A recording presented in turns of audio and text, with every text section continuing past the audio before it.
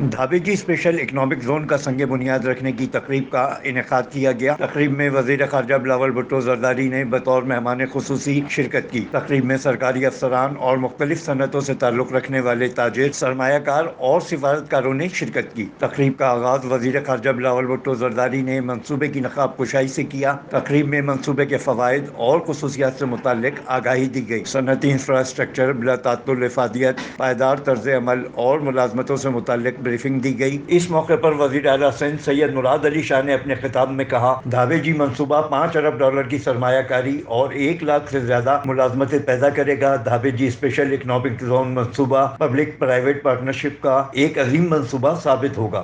Zulfikar Ali Bhutto said was, he did a review of the entire world and the relationship that Pakistan would have with other countries. He valued each country. But what he said for the People's Republic of China, and I'd like to quote that, he said, as I look around, the only country whose interests align with Pakistan is the People's Republic of China. This was in 1967. धाबेजी मंसूबे का मकसद कराची में जदीद सनतों का जाल बिछाना है।